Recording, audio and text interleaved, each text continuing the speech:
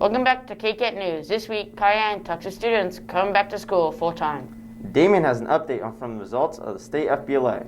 Reporter Emma Seville has the recap on the spring Catapalooza concerts. Cayenne Shouse asks the student body what they think about coming to school full-time. Kaner Heskey is giving the rundown on March Madness. Lastly, Trenton breaks down a new trailer for a new movie coming out. I'm Kaner Heskey. I'm Will Perkins. And KCAT News starts right now.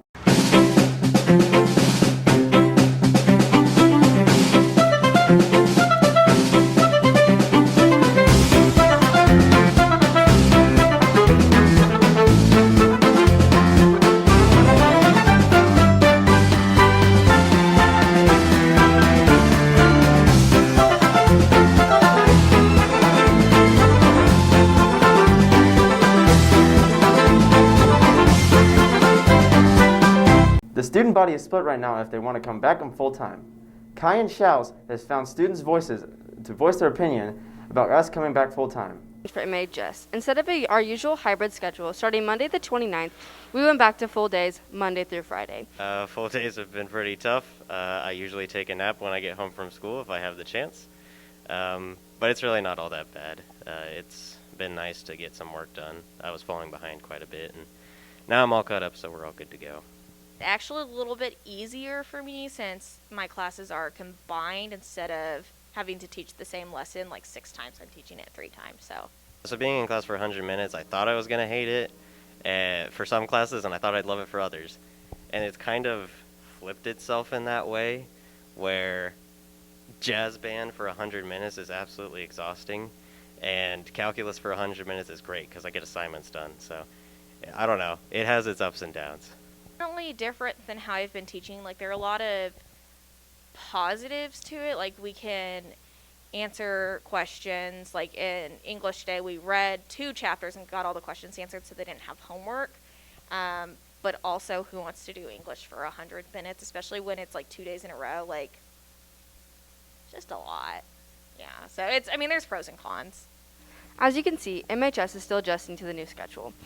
The schedule is Mondays and Thursdays being even days, Tuesdays and Fridays are odd days, and then Wednesdays switch back and forth per week. Please check your emails to know what days it will be per week. Cayenne Chows, KCAT News. Thanks, Cayenne. CFBLA was held virtually last Monday and Tuesday on March 29th and 30th.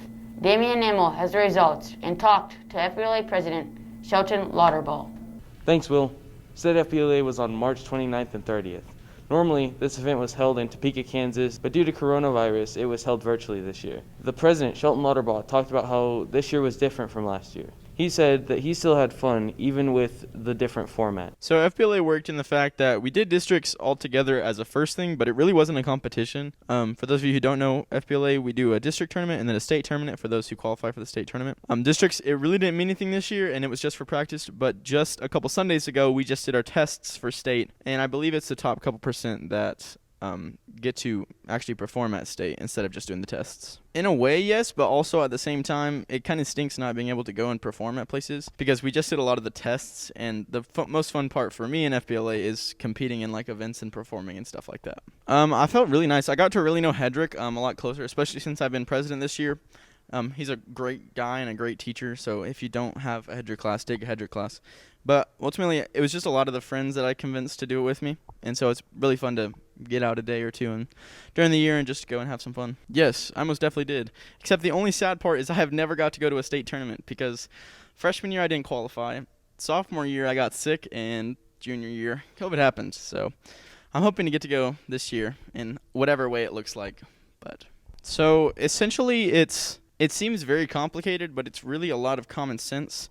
You pick events to do, like you could do journalism, you could do sports and entertainment management. It's just different things that businesses go to and interact with, and you most of the time do a test relating to the event, or you just do a performance event. Like I do impromptu speaking, which is simply they give you a topic and you prepare a speech about it in 5 minutes and then give a speech about it. But it's a lot of just picking events that work for you and then using them during the tournaments. Do FBLA. It's fun and it's pretty easy, and it's an easy club. And you get to be with Hedrick and get like free donuts, so do it. I guess the biggest difference is that district meant literally nothing this year. Last year we traveled to Kingman and competed there for a whole day. And this year we just came here and did some tests, which was very different from last year. And I know state is going to be virtual this year compared to last year where it's normally in Topeka. So that's it's basically the only biggest difference. I joined FBLA because my cousin and my sister did it. My sister was actually president when I was a freshman. And from that, I heard Hedrick was a really nice guy and a really fun guy. And I just decided to do a club, and that was one of them that I chose, and it's been fun ever since. If you're scared to perform in front of people, push yourself to do it with a group. Because if you do it with a group, it's so much more easier to do it by yourself. So just take the big leap first off. Congratulations to Shelton Lauterbaugh, Caleb Perkins, Will Perkins, Chayton Falafel Waffle, Kaylee Davis, and Bailey Kidd for placing top 4 in their events and getting to nationals. Damian Immel, KCAT News. Thanks, Damien. I might not be able to sing, but the choir concert must go on. Emma has the recap on the Catapalooza Choir Concert. On March 8th, the MHS Vocal Music Department recorded their annual Catapalooza Spring Concert. Throughout the concert, Esprit de Corps, Women's Choir, and Mixed Choir performed a variety of songs. Spread out the video were 7 special acts. Jolie Ebersol performed All I Want, AJ Gruing sang Little Black Dress, Anya Mitchell performed Jolene, Jake Roderick sang and played the piano to It's Over, Isn't It, Audrey Purser performed Tattooed Heart, Bailey Kidd sang Jesus Take the Wheel, and lastly, Katie Hilton performed Legends Never Die. The concert concluded with this year's senior song, Seasons of Love from Rent. Congrats to the Vocal Music Department for a successful concert. Emma Seville, KCAT News. Thanks, Emma. March Madness is a time where we pin each other against ourselves. And here at MHS is no different. MHS this year, each advisory made their own brackets, and Caden has the results. 10 million brackets are busted every year, and Mulvane is no exception.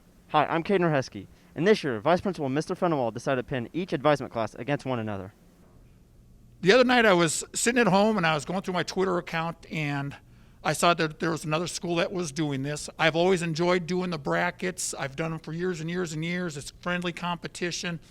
So I thought, let's do a bracket competition between our advisory classes just to bring some fun into this school year. The rewards for the winning advisory class, whether it's AM, PM, is going to be a gift certificate to McDonald's, a gift certificate to Little Do Scoop ice cream. So there's plenty of food for everybody. I always like to reward people with food. I've made brackets probably for the last 25, 30 years, to be honest. Like I said, I've really enjoyed doing them. The principals, we have made a bracket in the advisory challenge, but we're not even close to being the winner group. Congratulations to Mr. Hewens' class for picking Baylor in the MHS March Madness Bracket Challenge. The final score of the game was 86-70, Baylor. This is the first year, but the teacher said that students have had a lot of fun with this, and I think this is something we're going to look at continuing doing every year. Favorite part of March Madness, I guess, honestly, people do get pretty pumped about basketball, men's and women's basketball. Lots of people are watching the games. I watch some of the games, and very rarely do I watch basketball unless it's Mulvane High School basketball. But yeah, it's fun. Everybody just kind of gets excited about some of the same stuff. And I know people are passionate about it, but nobody gets too grumpy. I don't think people get in fights about March Madness, so that's nice. I decided my bracket, or actually my class decided all of my brackets. I didn't actually agree with all of the picks of my classes, but I let them choose because I wanted it to be their bracket. One class had a student that felt like they had some knowledge about it, and so they kind of relied on that student to help it out. The other class, they really kind of focused on which team had the better colors and which jerseys looked prettier. And oddly enough, the team the class that's doing better is the one that focused on which jerseys looked better or prettier, and they're doing better. So never know what's going to win. I think both the kids chose, or I think both groups chose Gonzaga to be the overall end-up winner, just based on what they had heard in the media, basically. Class really enjoyed doing the brackets. We had a lot of fun with it. I don't know that we had a lot of knowledge of basketball, but we enjoyed picking it and hoping that we would be winners.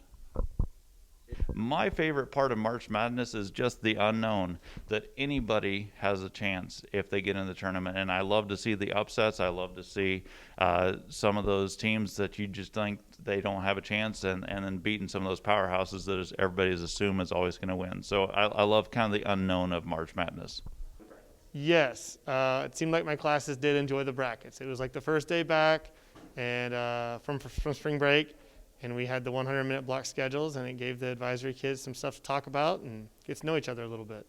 Well, the kids basically kind of decided their bracket by, discussion and consensus eventually.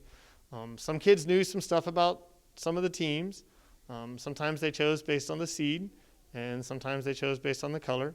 And a couple times they chose based on the underdog. They're like, no, we got to pick some underdogs.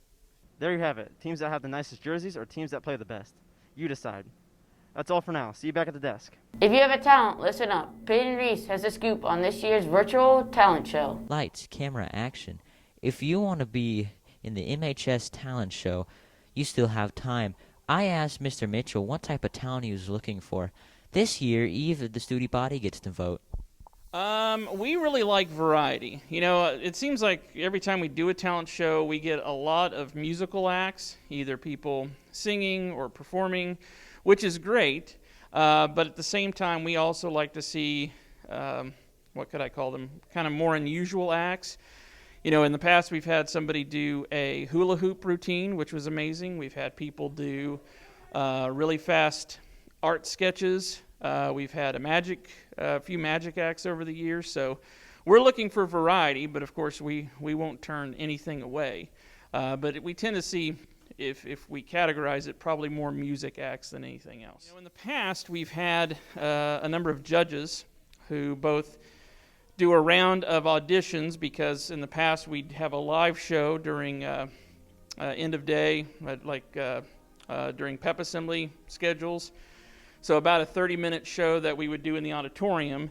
This year, because having the entire student body in the auditorium is probably not a good idea, we're going to do things virtually. And in the past, we would charge people $1 to come see the show, or else they would go to a study hall. This year, because it's still a fundraiser for the Thespian Club, we're going to charge $1 to allow students to vote on the talent show. So we will post the show online for everybody to watch, and then if you want a ballot to vote on which act you thought was the best, and it'll be a ranked ballot, so you can vote for first, second, third, etc. You pay $1 and you get to vote. I think probably overall just getting some things back to normal as best we can. You know, talent show has been a thing that a lot of people enjoy every year, and we didn't get to have it last year because we ended up calling school off at spring break, and so here we are in the middle of a pandemic year, and we've had to make a lot of changes. But having a talent show, I think, is at least a little bit of normal, even though it's not going to look the same and we're not going to run it the same. It'll still be an opportunity for students to show off their talents and possibly win the show. Make sure to show your talent, since we didn't even have one last year. Thanks to Mr. Mitchell for the information. Good luck to all the contestants. Peyton Reese, KCAT News. Lastly, we're going to end it off with The Critic, where Trent Ellison breaks down a new trailer for the new Suicide Squad superhero movie.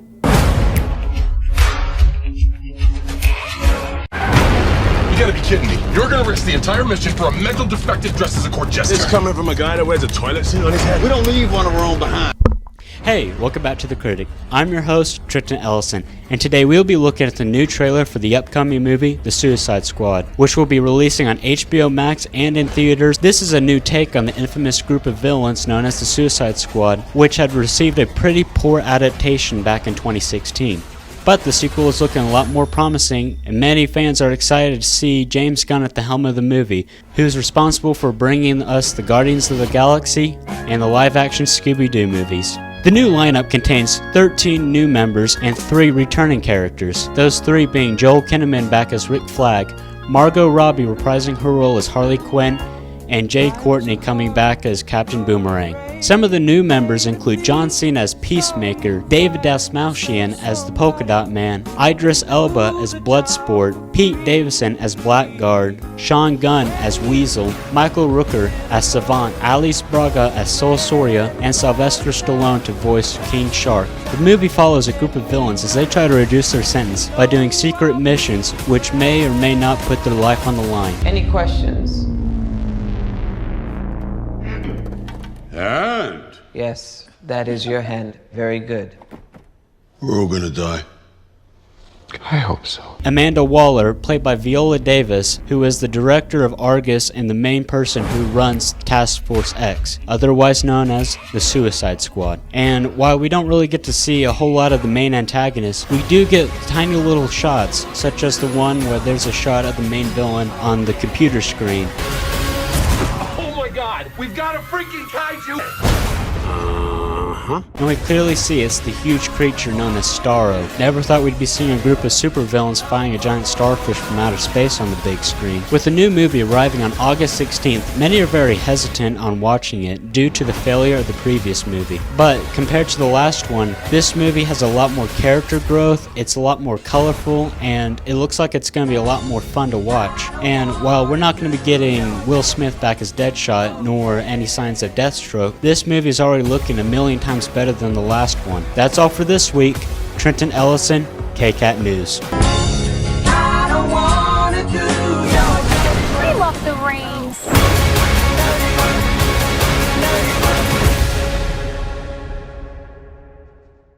Great job, Trent. Only a couple weeks left. Keep up the great work.